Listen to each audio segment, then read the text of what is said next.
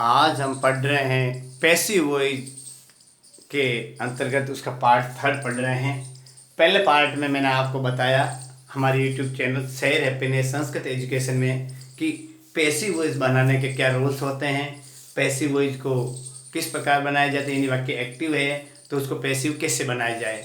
दूसरे के अंतर्गत हमने बताया कि जो टेंस होते हैं सिंपल के अंदर, कंटिन्यू के अंदर और परफेक्ट के अंदर, तीनों टेंसों में किस में बनता है किस में नहीं बनता है और किस प्रकार बनाया जाता है वो हमने बताया। एक बात महत्वपूर्ण बता देना चाहता हूँ कि present perfect continue, past perfect continue और फ्यूचर परफेक्ट कंटिन्यू के अंदर पैसिव नहीं बनते हैं। एक और बताया था कौन सा, फ्यूचर का कंटिन्यू, यानी फ्यूचर कंटिन्यू में भी पैसिव नहीं बनता है और तीनों के परफेक्ट में पैसिव परफेक्ट कंटिन्यूज होते हैं, तीनों टेंसों के उसमें पैसिव नहीं बनते हैं। आप हमारे YouTube channel share happiness Sanskrit education पर इनसे संबंधित सारे वीडियो अपलोड हैं, देख सकते हैं।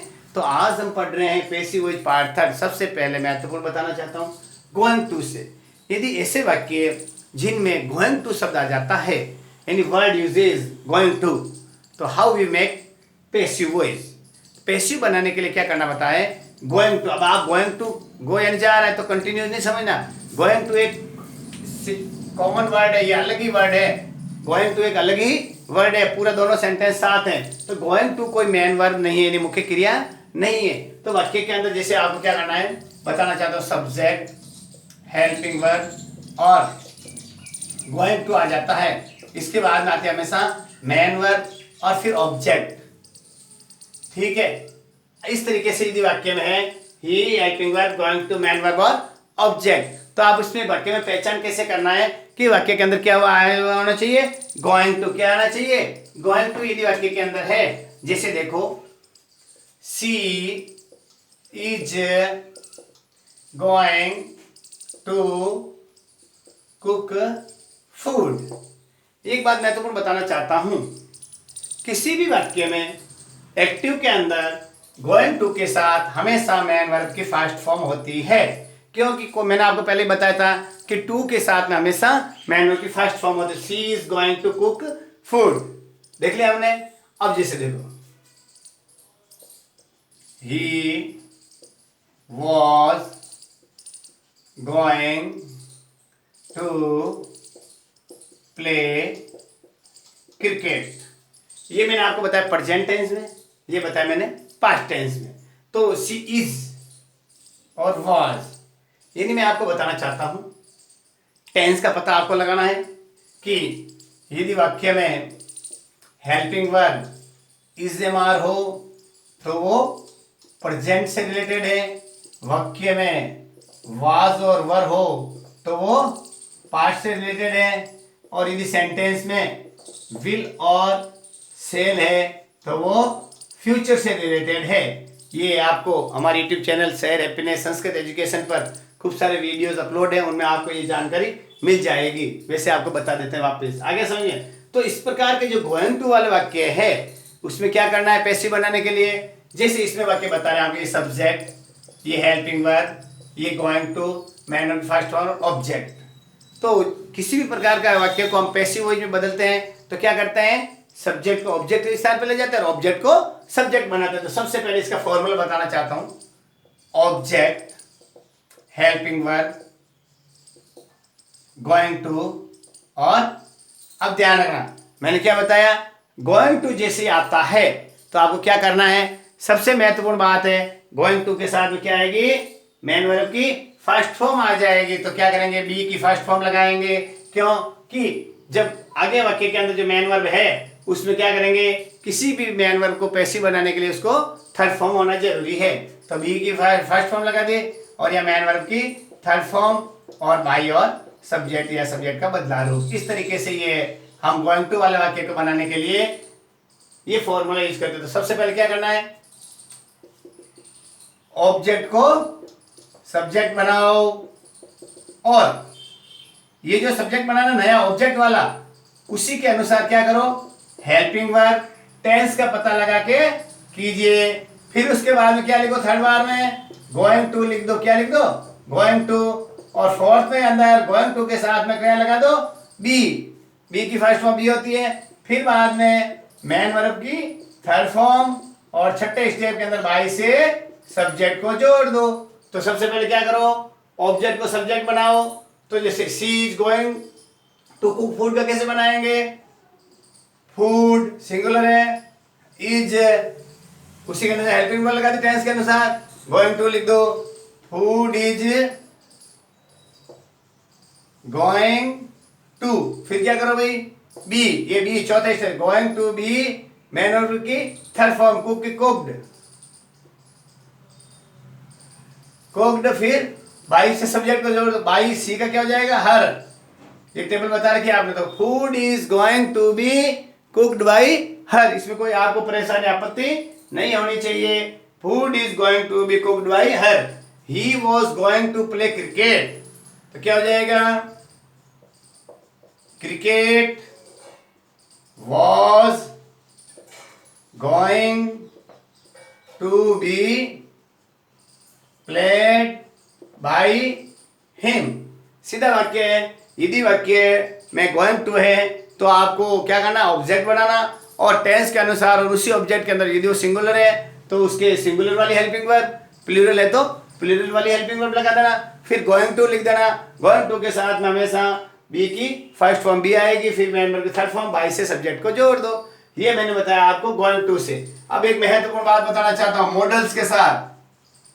यदि वाक्य में मॉडल्स आ जाए तो क्या करना है, दिमाग में बिठा लो। मॉडल्स कौन सी होती है, इनके लिए अलग टॉपिक हमारे यूट्यूब चैनल पर है, आप उसको भी देख सकते हैं, मॉडल का यूजेज कैसे होता है।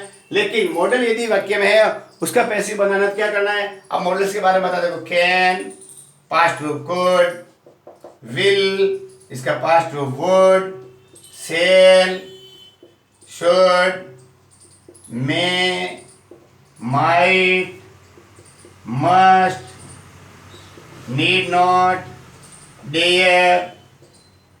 ये जो मैंने आपको इतने सब बताए हैं, can could will would shall should may might must need not dare, ये जो है सब क्या कहलाती है, मॉडल्स कहलाती है।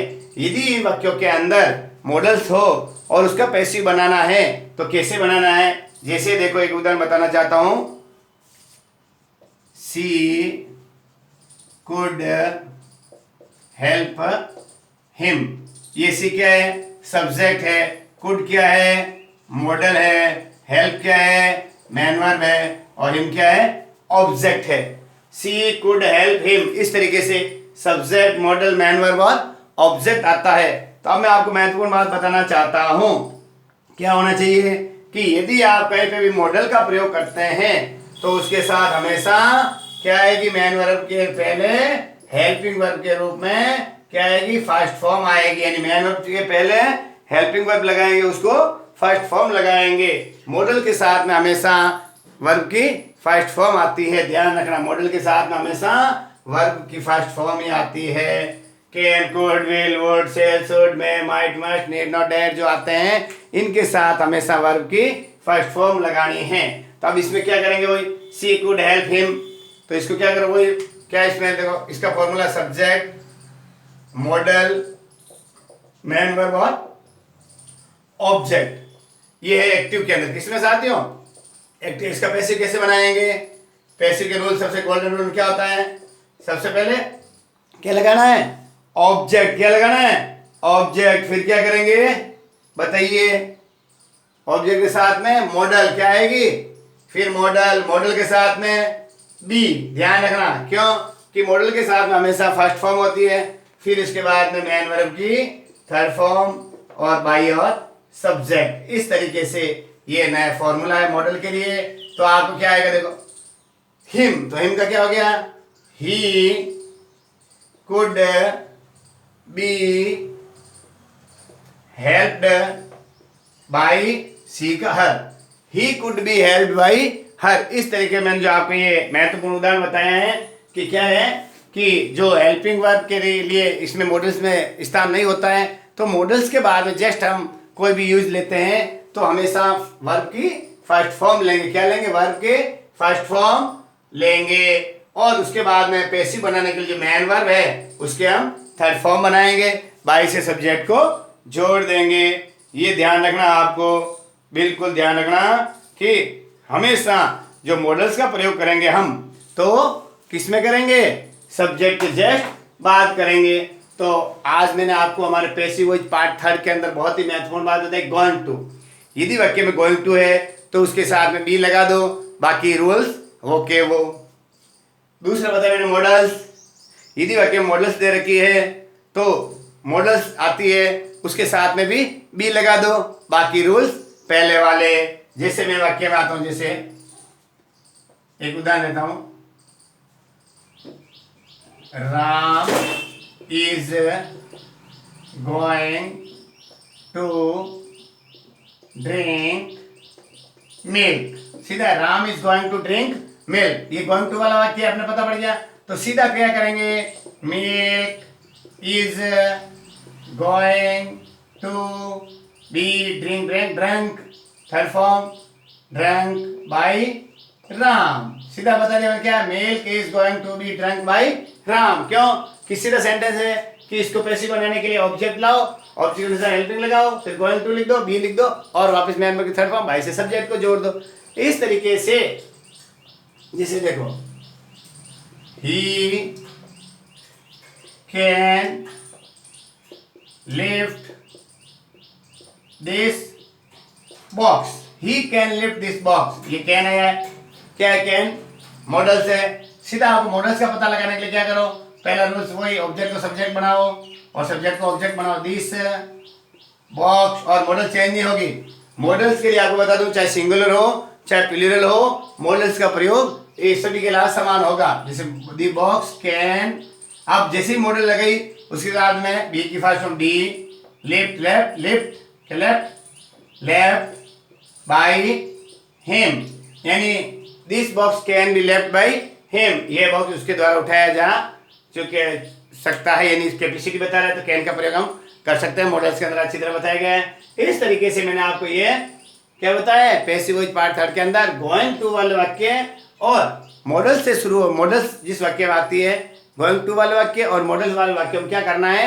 गोइंग टू और मॉडल के साथ में बी लगा दो, बाकी रूल्स वो के वो। महत्वपूर्ण बात, यानी गोइंग टू और मॉडल से यदि वाक्य है तो उसमें क्या करो? इन दोनों के साथ क्या लगा दो? बी लगा दो और बाकी रूल्स वो के वो, ऑब्जेक्ट को सब्जेक्ट, फिर उसके अनुसार हेल्पिंग वर्ब हो तो वाक्य में हेल्पिंग वर्ब, मॉडल्स हो तो मॉडल्स, और गोइंग टू हो तो गोइंग टू, फिर उसके बाद बी और उसके बाद मैन की थर्ड फॉर्म बाई और सब्जेक्ट के रूप में।